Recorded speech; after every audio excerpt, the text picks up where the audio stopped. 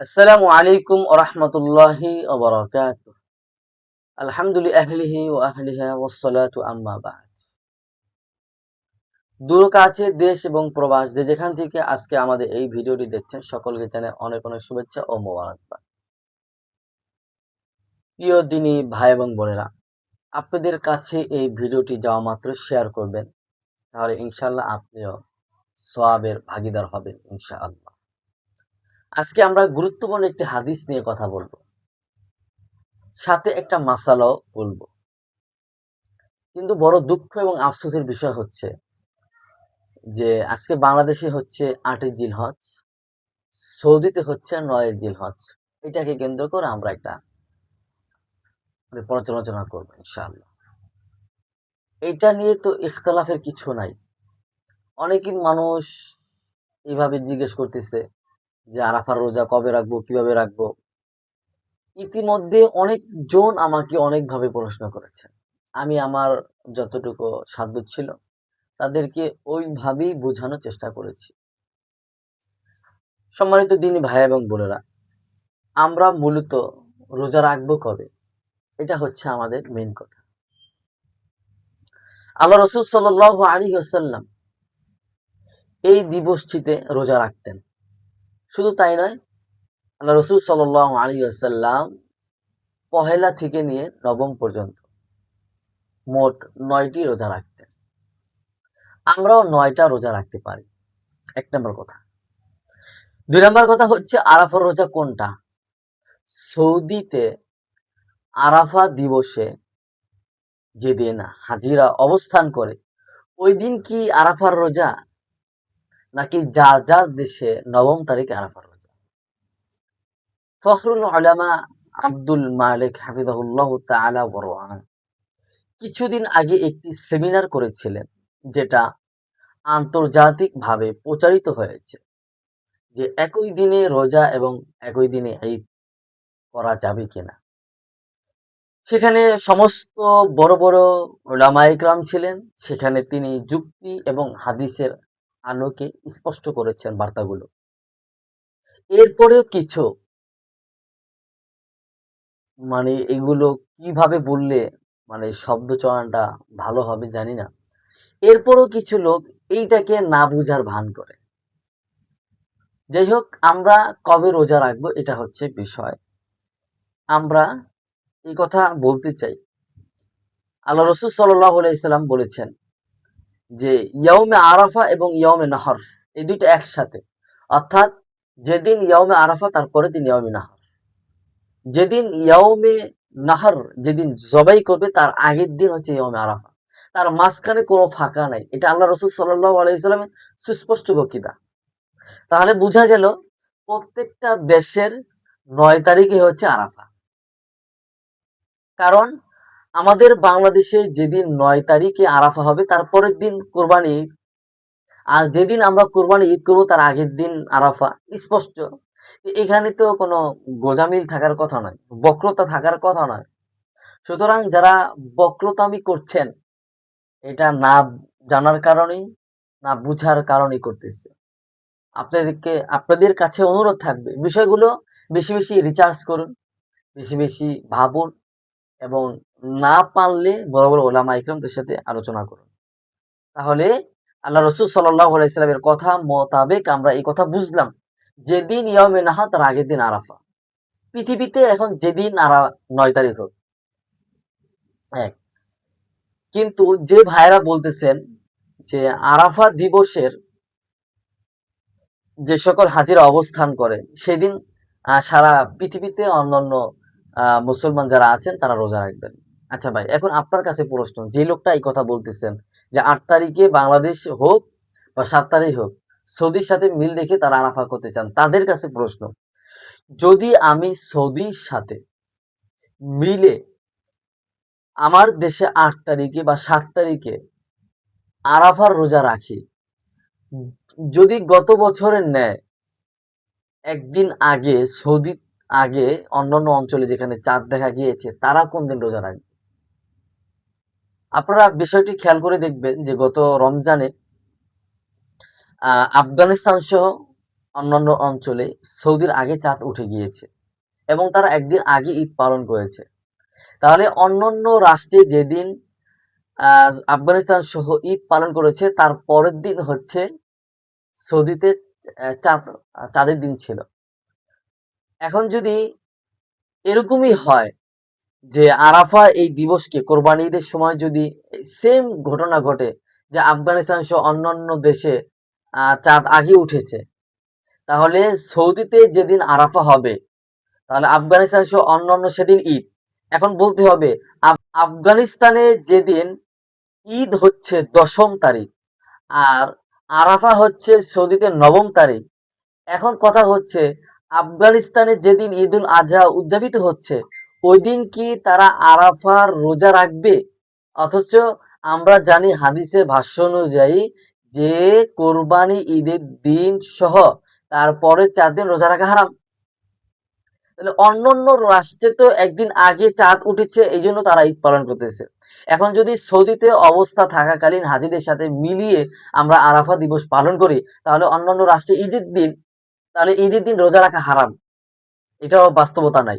তার মানে হচ্ছে আফগানিস্তান সহ অন্যান্য রাষ্ট্রে যে রাষ্ট্রে চাঁদ আগে উঠেছে 9 তারিখ তাদের ওই দিনে আরাফা রোজা। এটা হচ্ছে ওই দেশের হিসাব। এখন যদি আমরা আমাদের দেশে হিসাব করি যে আমরা যদি আমাদের দেশে 8 তারিখে রোজা রাখি, সৌদিতে এখন যদি আমরা আমাদের দেশে 8 তারিখে রোজা রাখি, সৌদিতে তখন 9 জিলহজ। এখন কথা হচ্ছে 9 জিলহজে আমরা রোজা রাখলাম তাদের সাথে মিলিয়ে। আচ্ছা আমরা 8 তারিখে রোজা রাখলাম, পরের দিন 9 তারিখ, এর পরে 10 তারিখ, তাহলে আমাদের আরাফা এবং ইয়ামে নাহারের মাঝখানে যে একটা দিন রয়েছে এই দিনটা কোনটা? যদি আমরা বাংলাদেশেরা 8 তারিখে রোজা রাখি সৌদিতে অবস্থা থাকাকালীন হাজিদের সাথে মিলিয়ে, তাহলে আমরা আমাদের দেশে 8 তারিখে রোজা রাখলাম, 9 তারিখ মাঝখানে ফাঁকা, 10 তারিখে ইয়মে নাহার, তাহলে আরাফা এবং নাহার মাঝখানে একদিন ফাঁকা। এটা তো আল্লাহ রসুল হাদিসে বলেন নাই। তাহলে এই দিনটা কেন ফাঁকা এবং এই দিনটা কোন দিন হবে এটা আপনাদের কাছে জানতে চাওয়া এক। 2 নম্বর হচ্ছে যদি আরাফা দিবসে হাজিরা অবস্থা থাকাকালীন তাদের সাথে মিলিয়ে রোজা রাখা হয়, এই রোজার বেশি হকদার কারা? যারা আরাফার ময়দানে অবস্থান করছেন তারা, নাকি আমরা যারা যাইতে পারি নাই তাদের জন্য? অথচ যদি আমরা হাদিসের ভাষ্য অনুযায়ী পর্যালোচনা করি তাহলে দেখা যাবে যে আল্লাহ রসুল সাল্লাল্লাহু আলাইহি সাল্লাম আরাফার ময়দানে অনেক বেশি বেশি দোয়া করতেন এবং এই দিনটিতে ইসলামের যে পূর্ণাঙ্গতা পেয়েছে আল্লাহ রসুল সাল্লাল্লাহু আলাইহি সাল্লাম এই দিনটাকে ঈদের সাথে তুলনা করেছেন। হযরত ওমর রাদিয়াল্লাহু তাআলা আনহুর ভাষ্য মতে পাওয়া যায়। আর এই দিনটিতেই আল্লাহ তাআলা দ্বীন ইসলামকে পূর্ণাঙ্গ করেছেন। আল ইয়াউমা আকমালতু লাকুম দীনাকুম ওয়া আতমামতু আলাইকুম নি'মাতি ওয়া রাদিতু লাকুমুল ইসলামা দীনা। তাহলে আল্লাহ রাব্বুল আলামিন এই দিবসটিতে দিনকে পূর্ণাঙ্গ করেছেন, কোরআন নাজিলের সূচনা শেষ করেছেন।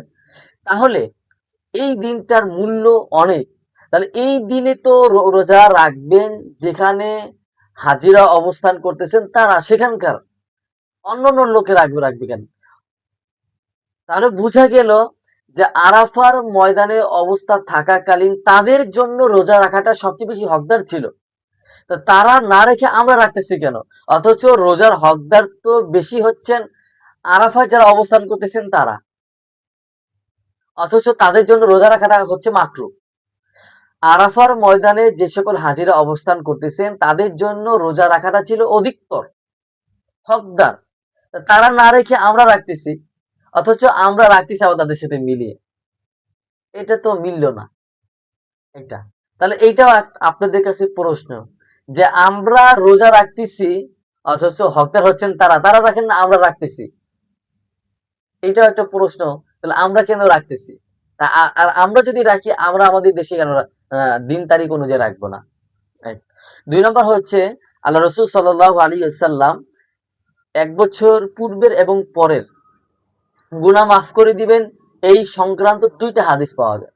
আশুরা রোজা রাখলে আল্লাহ তাআলা 2 বছর গুনাহ মাফ করেন এবং আরাফার রোজা রাখলেও 2 বছরের গুনাহ আল্লাহ তাআলা মাফ করেন। এখন কথা হচ্ছে আরাফাত দিবসের রোজা যারা 8 তারিখে তাদের সাথে মিলিয়ে রাখতে চান, তারা কি আশুরার রোজাও কি তাদের সাথে মিলিয়ে রাখেন? অথচ এই হাদিসটার বর্ণনাকারী সাহাবী হচ্ছেন আবু কতাদা রাদিয়াল্লাহু তাআলা আনহু। আবু কতাদা রাদিয়াল্লাহু তাআলা আনহুর বর্ণিত হাদিস ২ টা। আপনি একটা মানবেন আরেকটা মানবেন না, এটা তো হবে না। আপনি যদি সৌদির সাথে মিলে আরাফার রোজা রাখেন, তাহলে আশুরার রোজা কেন সৌদির সাথে মিলে রাখেন না?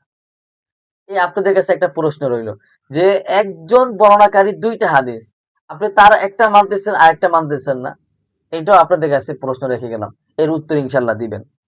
আরেকটা হচ্ছে আল্লাহ রাসূল সাল্লাল্লাহু আলাইহি ওয়াসাল্লাম বলেছেন যে তোমরা আরাফা দিবসের সকাল থেকে ফজর থেকে অর্থাৎ ৯ জিলহজ থেকে তোমরা তাকবীরে তাশরিক পাঠ করো। আল্লাহু আকবার, আল্লাহু আকবার। লা ইলাহা ইল্লাল্লাহু আল্লাহু আকবার, আল্লাহু আকবার।